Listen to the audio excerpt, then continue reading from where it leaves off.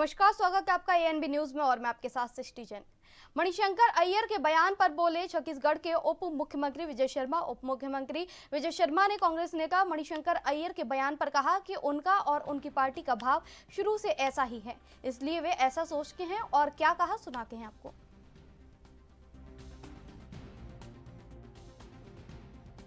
पाकिस्तान का सम्मान करना चाहिए क्योंकि आइटम उन्होंने बनवाया है पाकिस्तान को, इसलिए वो ऐसा सोचते हैं। उनका भाव शुरू से ही है, उनकी पूरी पार्टी का भाव शुरू से ही है, इसलिए वो पाकिस्तान के संदर्भ में ऐसा सोच रहे हैं। लोकसभा सीट से भाजपा प्रत्याशी शिवराज सिंह चौहान ने कांग्रेस नेता मणिशंकर अय्यर के बयान पर कहा कि एनडीए गठबंधन के नेता बौद्धिक दिवालियापन के शिकार हैं। बुद्धि और विवेक को उन्होंने खो दिया है। ये यूपीए की ढीली ढाली सरकार नहीं है। आज भारत के प्रधानमंत्री 56 इंच के सीने वाले हैं।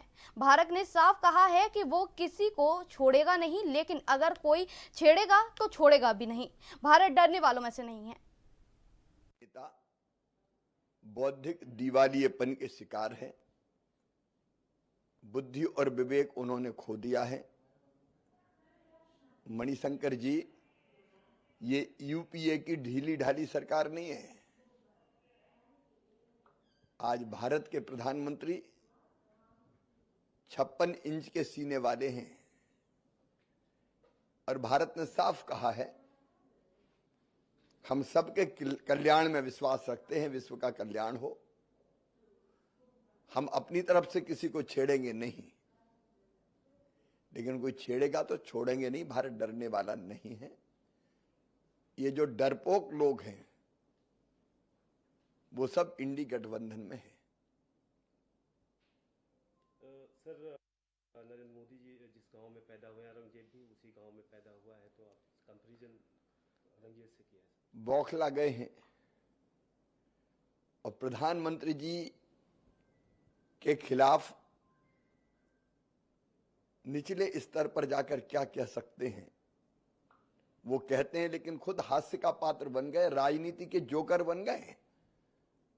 मणिशंकर अय्यर हो, सैम पित्रोदा हो, संजय राउत हो, इनको कौन गंभीरता से लेता है।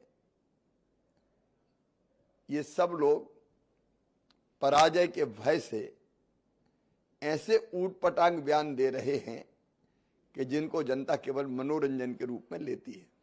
सर, राहुल गांधी ने कल एक वीडियो जारी करके कहा कि प्रधानमंत्री नरेंद्र मोदी चुनाव आते ही नाटक करना शुरू कर देते हैं। नाटक तो करते हैं राहुल गांधी। कभी ट्रक में बैठते हैं, कभी फसल काटते हैं। नाटक कौन करता है? देश की जनता देख रही है। प्रधानमंत्री जी के नेतृत्व में देश जिस ढंग से प्रगति कर रहा है, भारत विश्व गुरु भी बनेगा और जनता का कल्याण भी होगा। कांग्रेस को अब अगले 5 साल भी नाटक ही करना है और हो सकता है नाटक करने के लिए जितने पात्र होते हैं वो पात्र भी उतने लोग। छत्तीसगढ़ के उप मुख्यमंत्री विजय शर्मा का बयान सामने आया है, जहां उन्होंने कहा है कि डेमोग्राफी का चेंज होना भारत की एकता के लिए एक बहुत बड़ा खतरा है और इसमें कितनी संख्या में घुसपैठियां हैं, इस पर भी विचार किया जाना चाहिए। सुनाते हैं क्या कहा।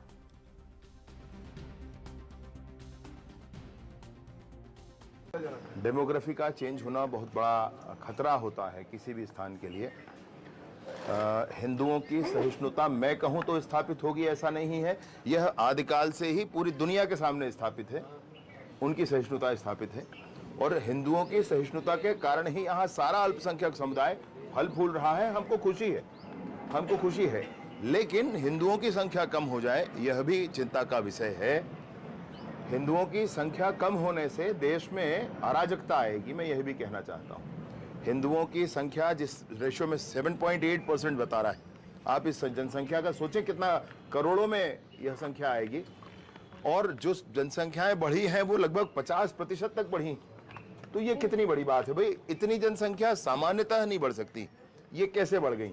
कांग्रेस ये प्रश्न सुनिए मेरी बात को एक मिनट। ये प्रश्न विशेष ऐसा है कि इतने दिनों में 50% के लगभग जनसंख्या नहीं बढ़ सकती, सामान्यता नहीं बढ़ सकती। अगर बढ़ी है तो कैसे बढ़ी है, कितना घुसपैठ हो गया है, इसको स्पष्ट करना होगा। किन किन क्षेत्रों में ऐसा हो रहा है उसकी स्पष्टता पर जानी होगी और उसके बाद वहां पर सारा जनमानस तैयार होना चाहिए इसके लिए, सबको समझना पड़ेगा इस बात को, और नहीं तो भारत ऐसे ही विभाजन के दंश ढेल चुका है। और ये मध्य प्रदेश के बैतूल लोकसभा क्षेत्र के मुल्काई विधानसभा क्षेत्र के 4 मतदान केंद्रों पर शुक्रवार को फिर से मतदान कराया गया। यहां मतदान सुबह 7 बजे शुरू हुआ, जो कि शाम 6 बजे तक चलेगा। दरअसल 7 मई को मतदान कराकर लौट रही बस में अचानक आग लग गई थी, जिसके बाद दोबारा मतदान कराने के निर्देश चुनाव आयोग की तरफ से दिए गए। मतदाताओं से मतदान के लिए उनसे निवेदन भी किया गया और इस दौरान उन लोगों का उत्साह गजब का था। मतदान केंद्रों पर मतदाताओं की सुबह से ही कतार लगी हुई दिखाई दे रही थी। बाएं हाथ की बीच की उंगली पर अमिट स्याही का उपयोग किया गया था।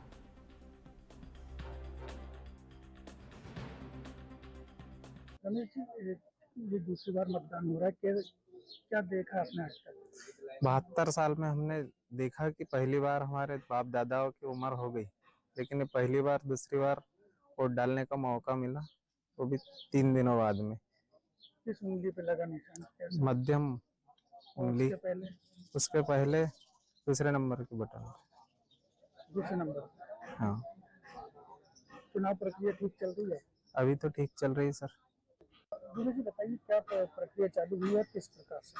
सर, अभी विगत 7 मई को जो हमारे यहाँ चुनाव हुए थे मुल्ताई में, तो उसमें जो है आगजनी के कारण एक बस जल गई थी, जिसमें जो है 4 मतदान केंद्रों की पेटियां जल गई थी। उसमें आज दिनांक को जो पुनः मतदान चालू है। अभी सुबह 7 बजे से मतदान चालू हो गया, जो कि अभी शाम को 6 बजे तक चलेगा।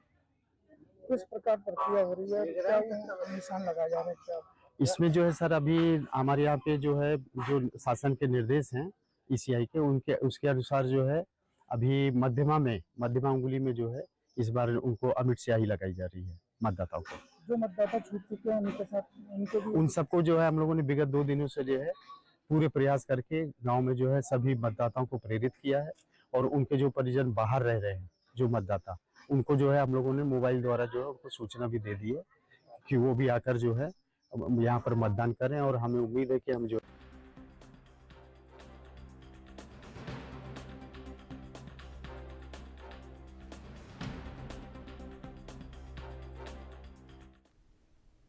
राजगढ़ के झापी हेड़ा नगर में भगवान विष्णु के अवतार और ब्रह्मांड समाज के पूजनीय भगवान परशुराम के प्रथम उत्सव के उपलक्ष्य में आज शोभा यात्रा निकाली गई। सर्वप्रथम ब्राह्मण समाज के द्वारा परशुराम भगवान की शोभा यात्रा निकाली गई। बैंड बाजों और ढोल नगाड़ों के साथ कांकरिया रोड बालाजी मंदिर से शोभा यात्रा प्रारंभ हुई, जो कि बड़ी संख्या में ब्राह्मण समाज के बच्चे, युवा और बुजुर्ग शामिल रहे।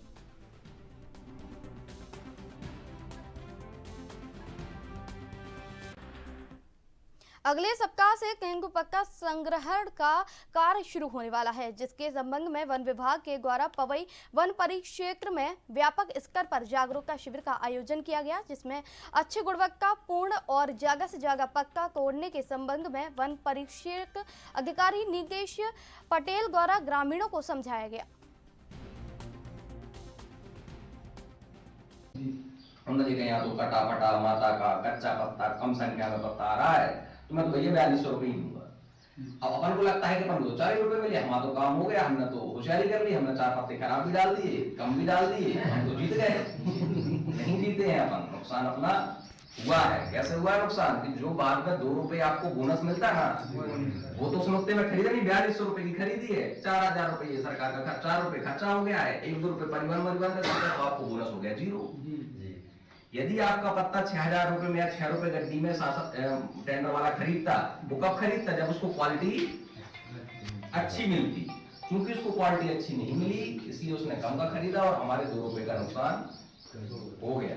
मतलब सीधा 1.5 गुना आपको फायदा जो होने वाला था, अपनी छोटी सी होशियारी ने, जल्दबाजी ने कह लीजिए कि हमारी जल्दी जल्दी गड्डी बन जाए, जल्दी जल्दी जो है अपन दे दे में कच्चा पत्ता तोड़ ला में कछु भी करके अपन को लगता है कि हमने थोड़ा सा जल्दी काम कर लिया, लेकिन अपन ने अपना 2 रुपए का नुकसान कर लिया। समझ रहे बात? तो हमें अच्छा पत्ता तोड़ के ठेकेदार को नहीं लाना है, सरकार को लाना है, नहीं लाना है, वो एक अलग विषय है। हमें अपने खुद के लाभ के लिए तो लाना है कि नहीं लाना है, समझना आपको।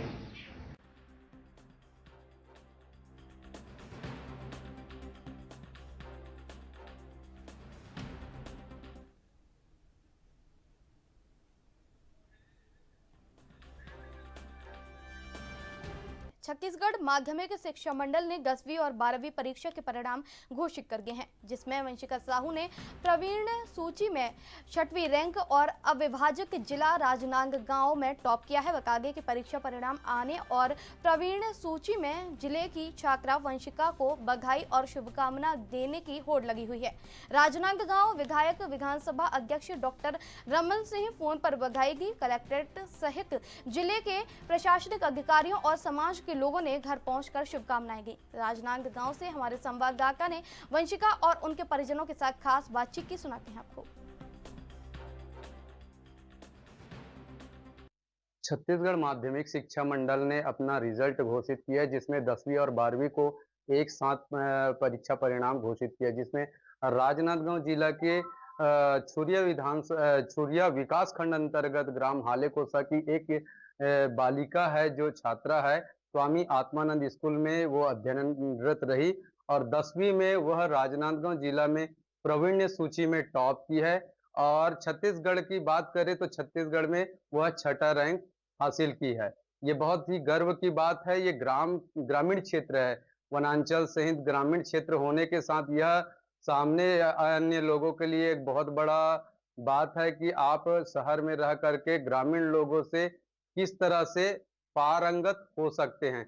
आइए मिलते हैं उस बच्ची से जो बच्ची अभी प्रवीण्य सूची में अपना नाम दाखिल की है और उनसे जानना चाहेंगे कि वह क्या क्या मेहनत की, किस तरह से मेहनत की और इस रैंक को हासिल किया है। तो बेटा आप अपना नाम बताएंगे, क्या नाम है, नाम क्या है? मेरा नाम वंशिका साहू है। मेरे पिताश्री का नाम श्री चोरनलाल साहू जी है। तो आप इस क्लास में आए, 9वीं कक्षा से आपने हाई स्कूल की पढ़ाई शुरू की, तो किस तरह की मेहनत आप करते थे और कितनी मेहनत आपको करनी पड़ी? देखिए, सक्सेस होने के लिए एक दिन की मेहनत तो काफी होती नहीं है, या फिर आप सिर्फ एग्जाम के टाइम पढ़ रहे हैं तो उतना काफी नहीं होता। आप शुरू से मेहनत करिए और हालांकि कम थोड़ा पढ़िए, लेकिन अच्छे से पढ़िए, शुरू से पढ़िए। राजनांदगांव जिला में आपने टॉप किया है, छत्तीसगढ़ में आपने 6ठे रैंक को प्राप्त किया है। आप अपने स्कूल सहित और अन्य लोगों के लिए क्या कहना चाहते हैं, जिससे उन्हें भी अपनी प्रतिभा निखारने के लिए वो अपनी मेहनत कर सके? जी, सबसे पहले तो मैं अपने स्कूल वाले और मेरे से जुड़े हर व्यक्ति को धन्यवाद देना चाहूंगी और मेरे पेरेंट्स भी, कि मैं आज जिस भी पोजीशन में हूँ आप लोगों की वजह से ही हूँ। और मेरे जो जूनियर्स हैं जो आगे 10वीं में और पढ़ेंगे, उनको मैं कहना चाहूंगी कि पूरी डेडिकेशन के साथ अपनी रिस्पॉन्सिबिलिटियों, अपनी पढ़ाई को अपनी जिम्मेदारी समझकर ही पढ़ाई करें, और तो आपको सक्सेस आप जरूर होंगे। अभी आपसे मिलने के लिए समाज के लोग, प्रशासनिक अधिकारी और शासन प्रशासन सहित और अन्य लोग भी आ रहे हैं, तो किस तरह से आप क्या महसूस कर रहे हैं? मैं अपने आप को बहुत गौरवान्वित महसूस कर रही हूँ। मतलब मेरे पास शब्द नहीं है उस अपनी फीलिंग्स डिस्क्राइब करने के लिए। हाँ। तो आपके साथ में परिवार के कितने लोग हैं और किस तरह से आपको सहयोग करते थे पढ़ाई के में? मेरे परिवार में मम्मी पापा हैं, दादा दादी हैं, चाचा लोग हैं, चाची, छोटे भाई बहन हैं, बड़े भाई हैं। हमेशा से सही गाइडेंस दी और कभी किसी चीज के लिए मना नहीं किया उन्होंने। बहुत अच्छी सपोर्ट मिलती थी फैमिली से। यहाँ पर देखने वाली बात यह है कि ये ग्रामीण क्षेत्र की बच्ची है।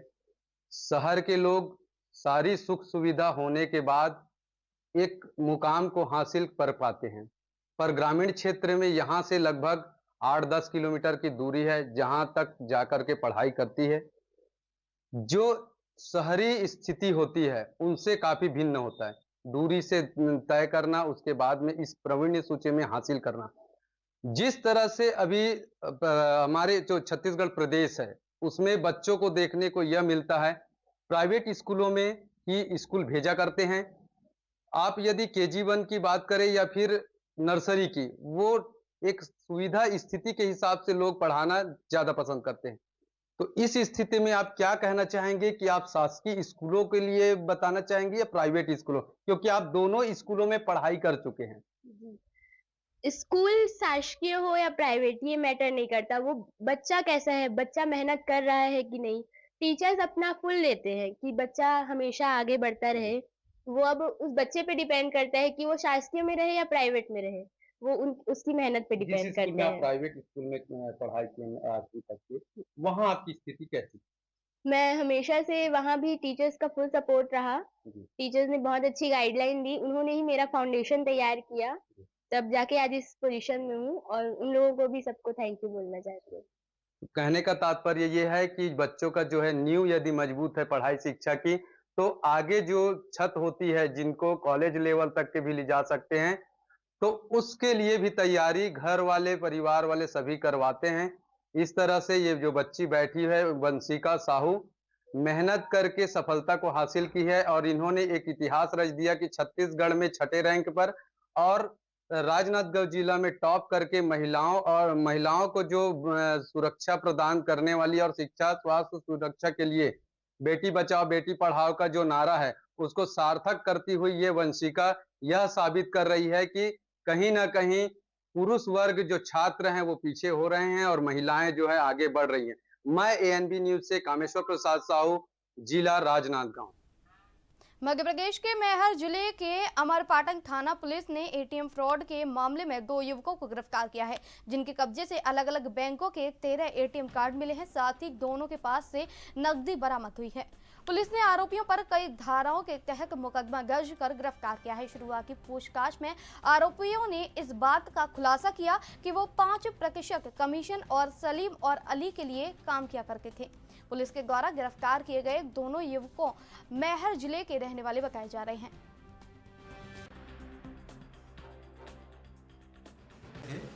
जो सूचना पे पुलिस द्वारा दोनों को अपने पोजीशन में लेके पूछताछ की गई तो उनके पास 9 एटीएम और एक के पास 4 एटीएम मिले और ऐसे एक के पास 2 मोबाइल और एक के पास 1 और नकदी भी 15,700 एक के पास, एक 2,600 मिले तो पुलिस ने जब्त किया है। पूछताछ पे ये बड़े नेटवर्क से पैसे ट्रांसफ़र होता था, ये अपने अन्य को खातों में ट्रांसफ़र कराने के बाद उसी खाते से पैसे फिर उनके अन्य ट्रांसफ़र करते थे। तो साइबर सेल इसमें जांच कर रही, साइबर और बैंक की मदद ली जा रही है। आरोपी का गिरफ्तार करके पीआर लिया गया है और पीआर के दौरान पूछताछ की जा रही है। सर, इन्होंने 2 लोगों का नाम लिया है जो पश्चिम बंगाल से जुड़े हुए हैं, तो इस पे सर क्या अपडेट है? इनका पता क्या चला? 2 लोग कौन है ये? नहीं, अभी तो नहीं। उनका मोबाइल नंबर है, कोई अली और सलीम नाम के हैं, मगर वो कहाँ के हैं ये क्लियर नहीं है अभी, तो उसकी जांच की जा रही है। बालाघाट जिले के लौंजी में स्थित नियम विरुद्ध चल रहे दर्शन पॉली क्लिनिक और पैथोलॉजी लैब के साथ मेडिकल स्टोर को भी जांच के द्वारा सील कर दिया गया। इसके पूर्व भी इस क्लिनिक में काफ़ी अनियमितताएं पाई गई थी और क्लिनिक को सील कर दिया गया था। फिर भी क्लिनिक संचालक के द्वारा वो चलाया जा रहा था। जांच टीम में एसडीएम प्रदीप कौरव, एसडीओपी सतेंद्र घनघोरिया और बीएमओ प्रदीप गेरडान शामिल रहे।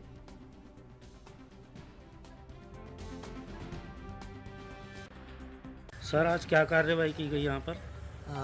पूर्व में घटनाएं यहाँ पर घटित हुई थी दर्शन पॉलीक्लिनिक के संबंध पर, तो उस पर से ब्लॉक मेडिकल ऑफिसर से रिपोर्ट बुलाई गई थी। उसमें बहुत से पॉइंटों पर अनियमितताएं पाई गई थी। उन्हीं अनियमितताओं के सत्यापन के लिए एक 3 सदस्यीय दल बनाया गया था। उस दल का आज यहाँ पर पुनः सत्यापन किया गया। जो अनियमितताएं हैं उसमें क्या सत्यता है और क्या असत्यता है, उसी के आधार पर आज उसका सत्यापन किया गया। और सत्यापन में जो पूर्व में प्रतिवेदित किया था उसी से लगभग बिल्कुल समान स्थिति पाई गई है। इस कारण से उसके कुछ पार्ट्स को सील किया गया है। दूसरा, उसके इस कैंपस में संचालित मेडिकल दुकान, उसमें भी नारकोटिक्स के जो प्रावधान है उसके अंतर्गत मेडिकल की दुकान संचालित नहीं हो रही थी और निरीक्षण करने पर ये पाया गया कि वहाँ शराब भी अनाधिकृत रूप से रखी पाई गई राज्यों में। तो इससे सिद्ध होता है कि इसमें कई प्रकार की अनियमितताएं और संचालित हैं, तो उसको भी सील किया गया है और सील करने के बाद इसका ड्रग इंस्पेक्टर से और सत्यापन कराया जाएगा। जो एक्चुअल स्थिति निकल के आएगी उस अनुसार फिर आगे कार्रवाई की जाएगी।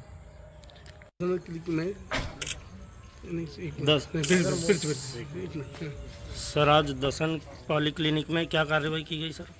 ये जो पिछली बार यहाँ पे जो 4 मई को एक बार जो टीम आई थी उसके द्वारा जो जांच में पाया गया था कि बहुत सारी अनियमितता पाई गई, उस इसी के संबंध में हमने एसडीएम साहब को सूचना की थी कि भाई यहाँ पे बहुत सारी अनियमितताएं दिख रहे हैं।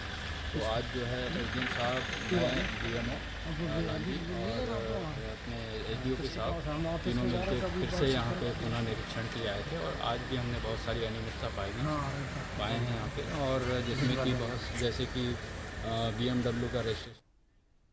तो आपका क्लियर इतना ही। आप बने रहिए मेरे साथ, देखते रहिए ANB न्यूज़।